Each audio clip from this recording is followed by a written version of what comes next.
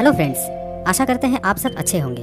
दोस्तों, महाकाश विज्ञान का एक ऐसा अंग है जिसका खोज कभी ना खत्म होगा, ना ही होने वाला है। जितने दिन बीतेंगे उतने ही नए खोज मिलते रहेंगे। लेकिन हम और आप स्पेस के बारे में कितना जानते हैं? बहुत कम। मगर हम आपको महाकाश और ब्रह्मांड से जुड़े कुछ ऐसे बातें बताएंगे जो शायद आपको मालूम ना हो। तो देखते रहिए गेन न्यूज़ का ये एपिसोड। और अगर आप इस चैनल पर नए आए हैं तो सब्सक्राइब करके नोटिफिकेशन बेल को जरूर प्रेस कर दीजिएगा।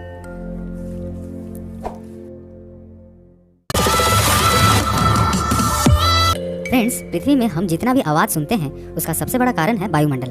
वायुमंडल साउंड तरंगों के परिवहन में काम करता है। एक जगह से दूसरे जगह आवाज वायुमंडल के सहारे ही चलता है। मगर इसका ठीक उल्टा है महाकाश में। स्पेस में कोई वायुमंडल नहीं होता। इस कारण वहाँ एकदम शांत परिवेश है और कोई ग्रेविटी ना होने के कारण कोई भी वस्तु या फिर इंसान तैरते रहते हैं। किसी भी स्पेस शिप के साथ अगर एस्ट्रोनॉट्स बंधे ना हो तो महाकाश में खो जाएंगे और उनको ढूंढना नामुमकिन हो जाएगा। हाँ, और एक बात, आप लोगों को लग रहा होगा कि अंतरिक्ष यात्री पृथ्वी से तब कैसे संपर्क करते होंगे। तो चलिए इसका जवाब भी दे देते हैं, रेडियो तरंगों से।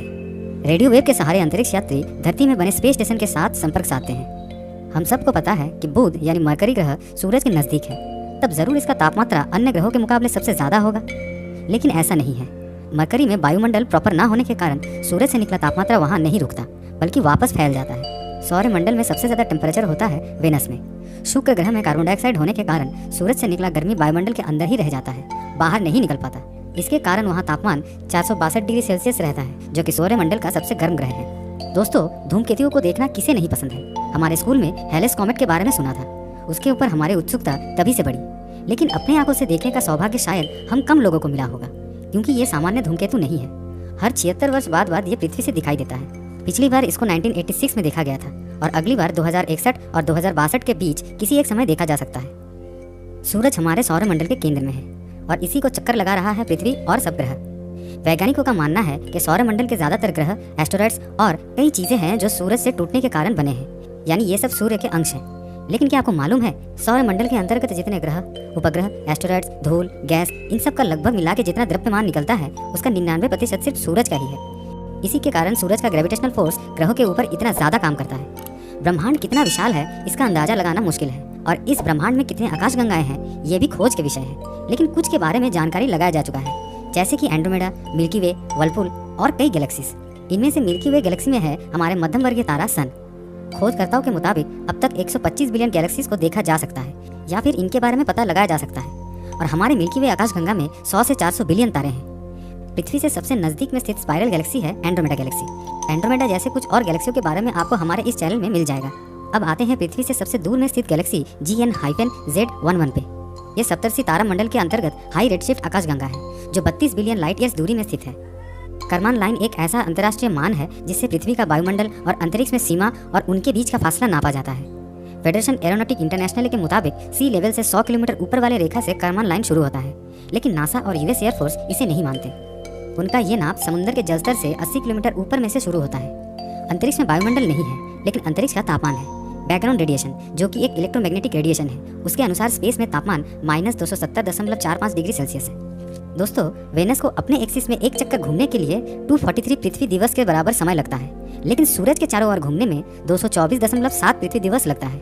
सच में दोस्तों, कितना स्लो है ये वेनस। जानते हैं दोस्तों, अंतरिक्ष में एक ही प्रकार का दो धातु किसी भी कारण अगर मिल जाता है तो वो स्थायी रूप से मिलके एक ही हो जाता है। खगोलविदों के अनुसार अंतरिक्ष में बहुत सारे तैरता हुआ पानी का कण होता है। इनको मिलाकर विशाल जल वाष्प का जमावट बना है। तो इन सब को मिलाकर जितना मास होता है वो पृथ्वी में स्थित समुद्र, नदी एवं महासागर में मौजूद पूरा पानी के कण का जो मास है उससे 140 ट्रिलियन गुना ज्यादा है। माउंट एवरेस्ट पृथ्वी का सबसे ऊंचा पर्वत चूड़ा है, लेकिन इसका 2.5 गुना ऊंचा एक ढाल ज्वालामुखी है मंगल ग्रह में। ओलिम्पस मॉन्स नाम का ये ज्वालामुखी अंतरिक्ष का सबसे बड़ा और सौरमंडल का सबसे ऊंचा पर्वत है, जिसका ऊंचाई डेटम से 21,287.4 मीटर ऊंचा है। जियोडेटिक डेटम धरती में किसी स्थान को पता लगाने का संदर्भ बिंदु है। हीरा किसे नहीं पसंद है? हम और आप सबको हीरा पसंद है, परंतु सोचिए हीरो का अगर भंडार आपको मिल जाए तो आप क्या करोगे? इतना सोचिए मत दोस्तों। वो खजाना पृथ्वी से दूर और एक बही ग्रह में है।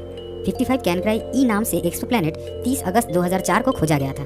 अधिकांश भाग कार्बन से बना इस बही ग्रह में मौजूद 1/3 पदार्थ का द्रव्यमान, तापमान और दबाव के कारण हीरा में परिवर्तित हो चुका है। 55 कैनक्राई ई नाम का बही ग्रह 55 कैनक्राई ए नाम से बना एक तारा का चक्कर लगाता है, और सबसे पहला खोजे जाने वाला ये महापृथ्वी का व्यास हमारे पृथ्वी से 2 गुना ज्यादा है। अंत में एक और मजेदार तथ्य आपके साथ शेयर करता हूँ। नासा के द्वारा स्वीकृत सूट का कीमत इतना $, है। सूट का कीमत इतना क्यों हुआ जानते हैं? बैकपैक और कंट्रोल मॉड्यूल के कारण, जो कि इन पूरा कीमत का 70% है। तो दोस्तों ये था आज का फैक्ट्स। फिर मिलते हैं अगले एपिसोड में, लेकिन जाने से पहले वीडियो को लाइक और शेयर करना ना भूलें। धन्यवाद।